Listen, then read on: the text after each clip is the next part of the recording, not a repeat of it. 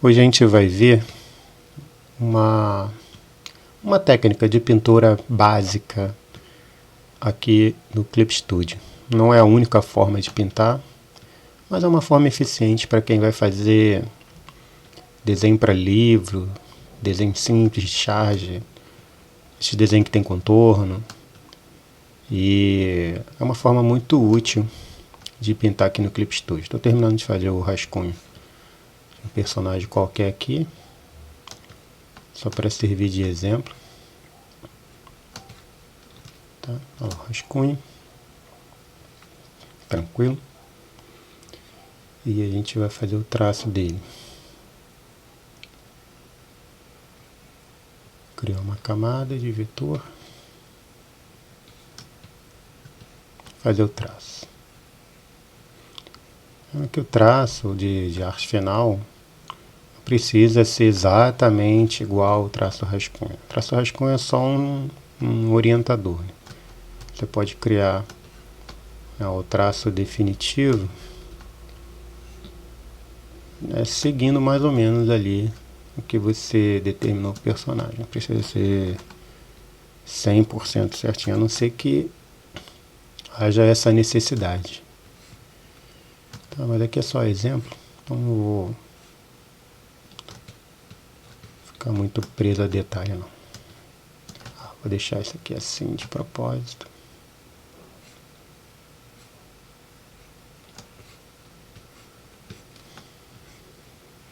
Detalhe final aqui. Cabelo. Pronto. Nariz.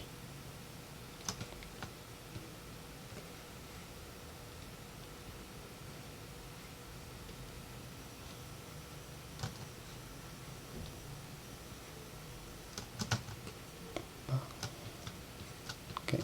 Por último a boca.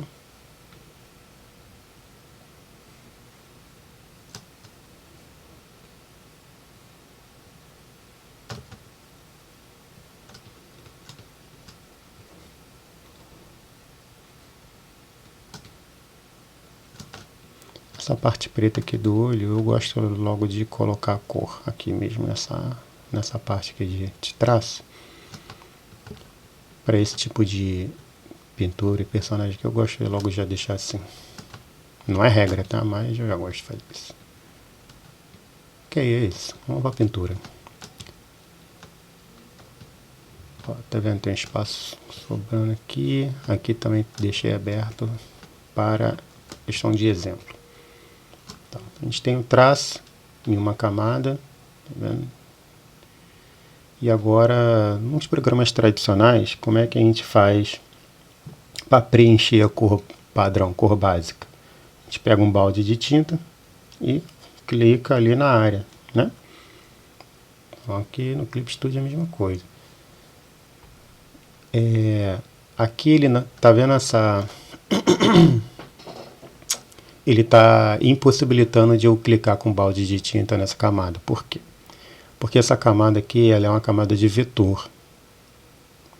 Entendeu? Então o Clip Studio ele preserva essa camada de vetor em relação à pintura. Tá? Uma das saídas seria o que? Transformar essa camada de vetor aqui, ó, em uma camada de bitmap. Agora ele vai aceitar o balde de tinta, tá vendo? Aí selecionando a cor. Isso aqui é uma pintura tradicional. E aí o que acontece?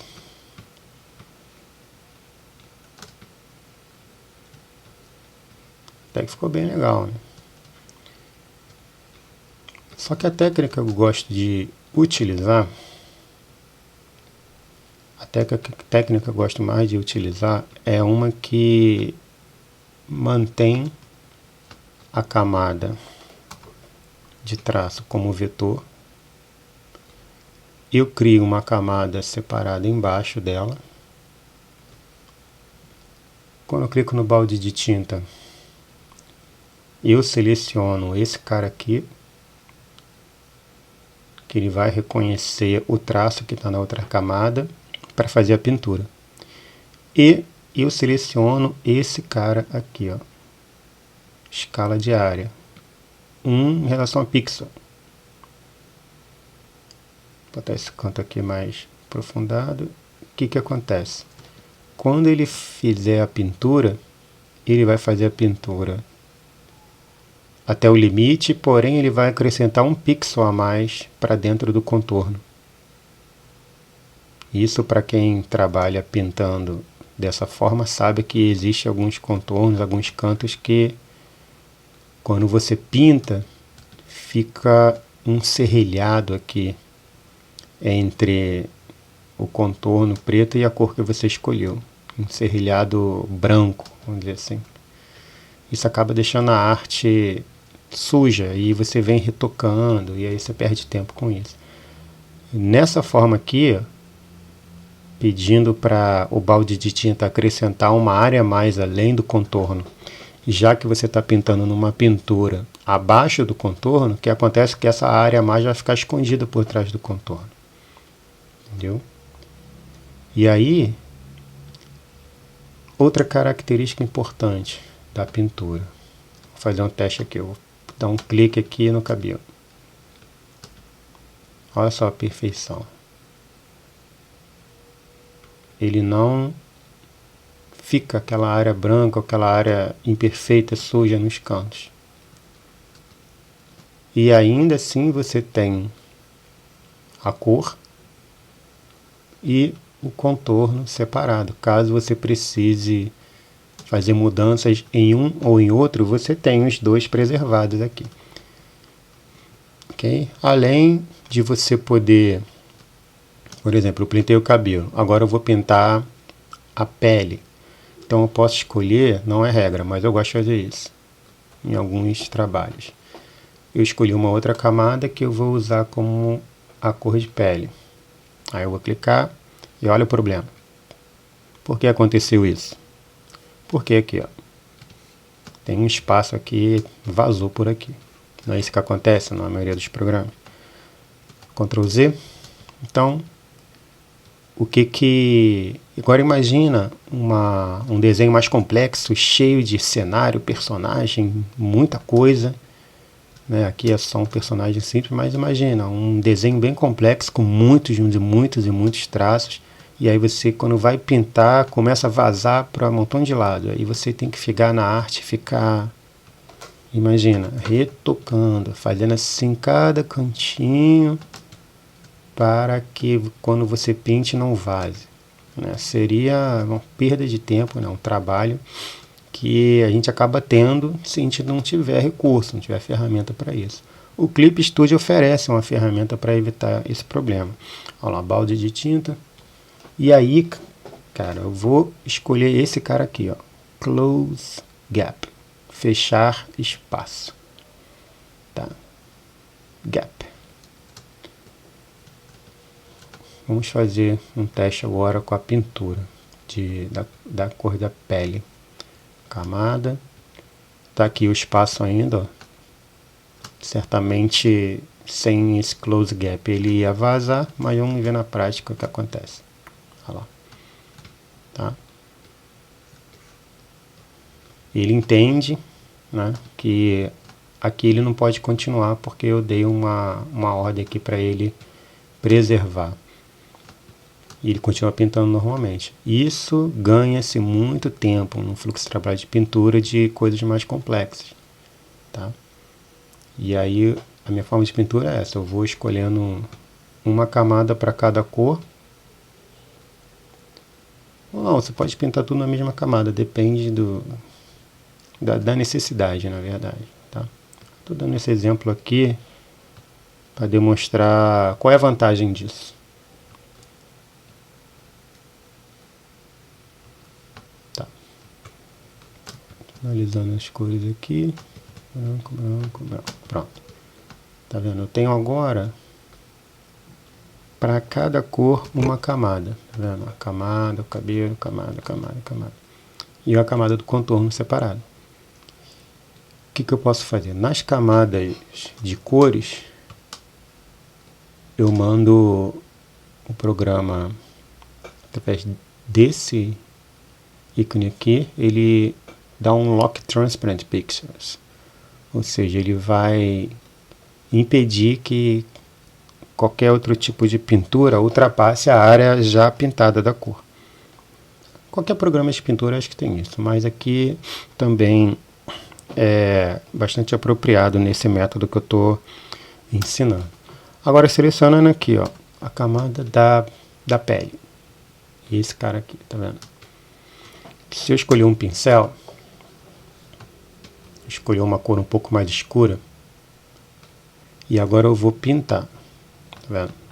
Pintando por cima. Sendo que se eu correr direto e ultrapassar, olha o que acontece. Ele não pinta além da área que eu dei um lock aqui. Então, quando eu fizer a pintura da sombra agora, eu não preciso me preocupar em selecionar a camada, recortar a área. Então eu posso simplesmente, deixa eu diminuir a intensidade do pincel. Posso simplesmente criar um efeito de sombra para cor, sendo que ele não vai ultrapassar a área que eu já defini dele. Não vai invadir a área do cabelo. Tá vendo? Selecionar uma cor mais clara para fazer o lighting, iluminação, tirar aqui, ó, multiplicar, não, bota normal. Que lá ele estava multiplicando a cor, por isso que ele estava escurecendo bastante. Aqui eu crio uma área de iluminação. Novamente ele não ultrapassa a área da camada. Basicamente isso. E você pode fazer o mesmo processo para as outras cores, o cabelo, por exemplo.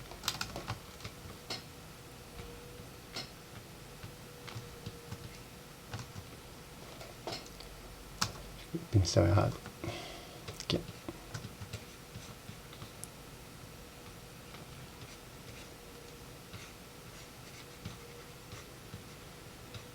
E ver que simples, né? O interessante também é que você pode trabalhar com esses efeitos também no contorno. Eu posso transformar esse contorno, por exemplo, numa camada normal, bitmap, e eu posso dar um lock nele agora aqui, ó. Lock. Então o que acontece? Se eu pintar o contorno, já viu ilustrações que o contorno não é totalmente preto, ele vai de acordo com as cores de cada área do personagem. Aqui, ó. Posso criar, pintar só o contorno. Estou pintando, tá vendo?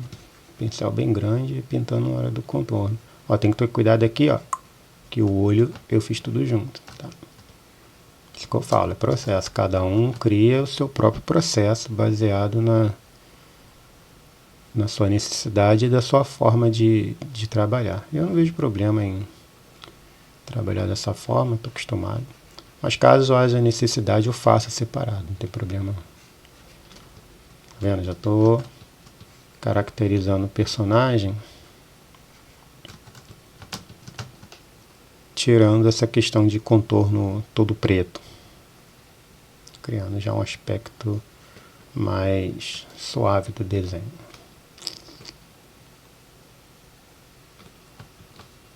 Sempre escolhendo uma cor um pouco mais forte da cor de fundo, tá vendo?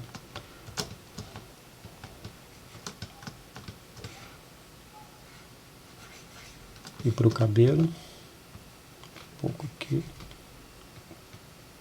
pouco mais, acho que assim fica legal.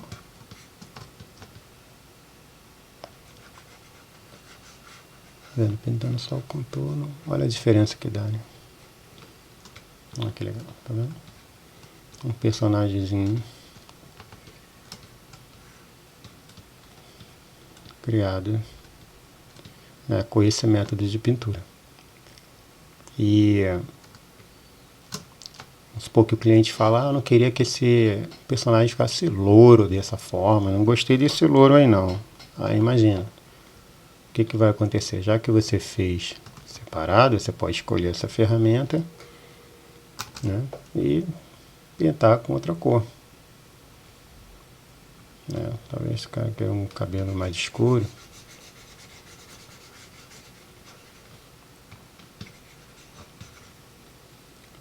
Você pode alterar lá o contorno também.